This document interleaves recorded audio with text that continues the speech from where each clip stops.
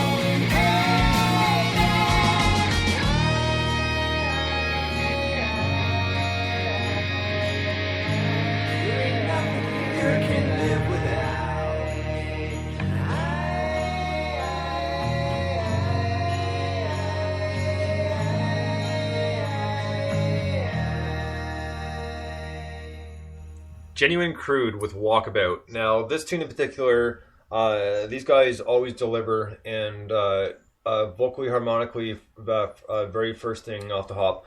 But next up, they just still had that kind of 60s, 70s vibe to them, which always kind of stands out and really makes the song flow very well, especially in the arrangement of the song. I really dig it. Danny? Oh, I think it's great. I mean, I like it kind of on Genesis, the harmonies in it, and I think the chords and the vocals, and it's a really good song.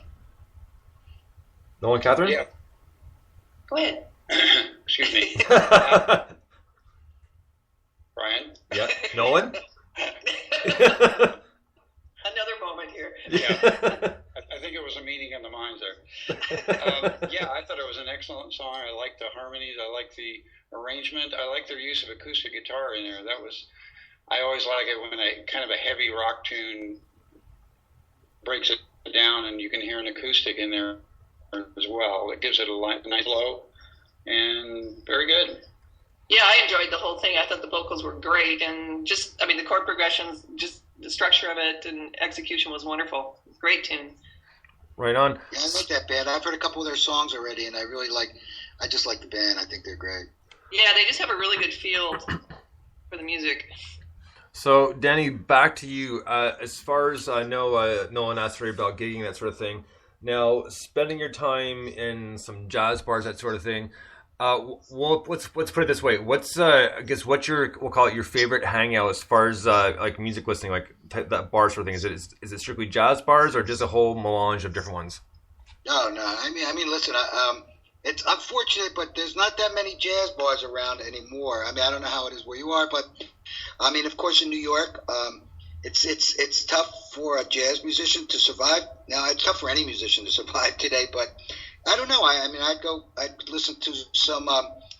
There was some acoustic singer-songwriter stuff happen around here, and then there's some rock bands. And although I do like going to the Jazz Standard, and if you're ever in New York on a Monday night, the Mingus Big Band plays there. But there's also a great little club in the Village called Smalls, and you hear a lot of local and really talented guys there.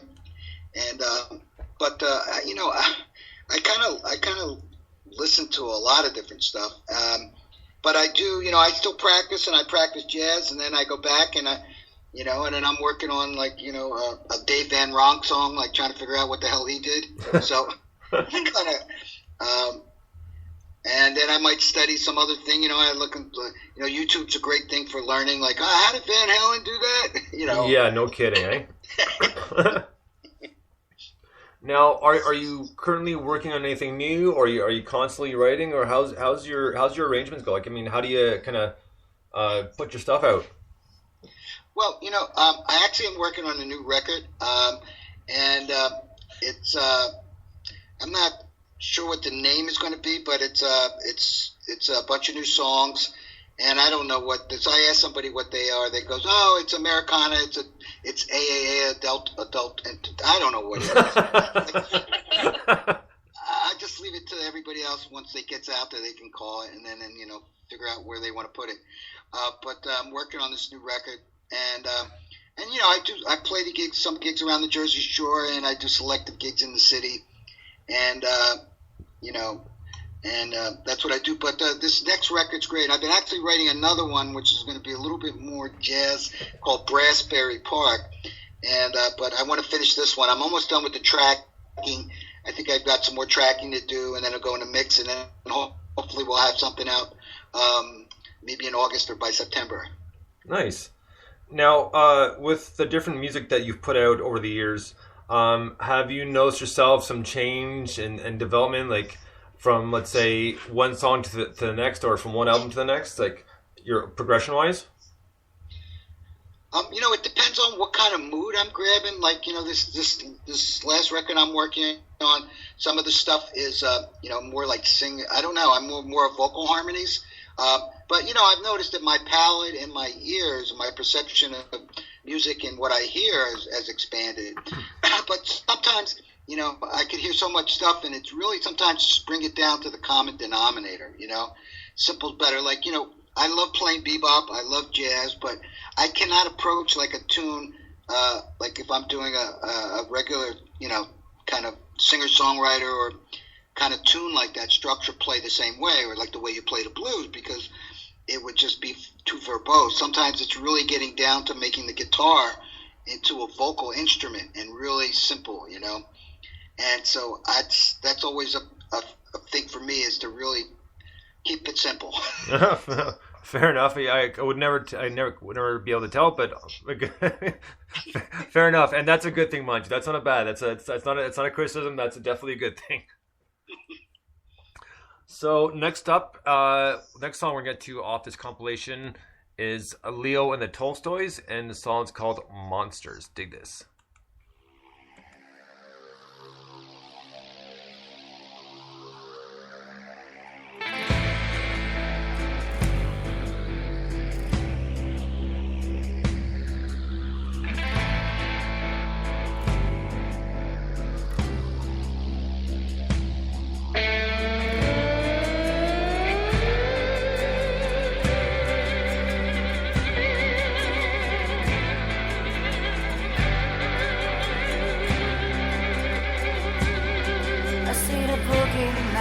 Walking down the street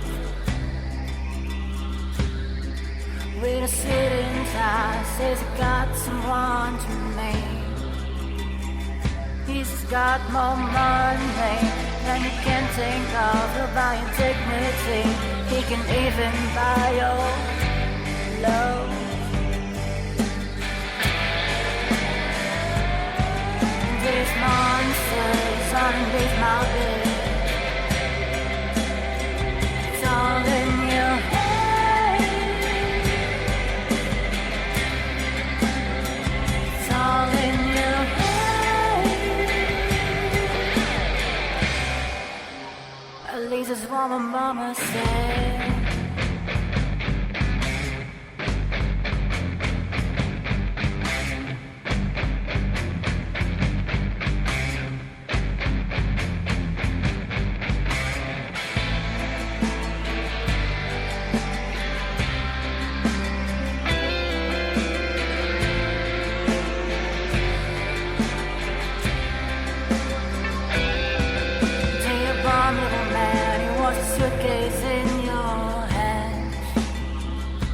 But it's more than he came to, just around and it's back at you. They'll look like God, dancing all around you like a rainbow, but all they really want is a pot of gold. And these monsters crawling out of my bed, it's not in my head.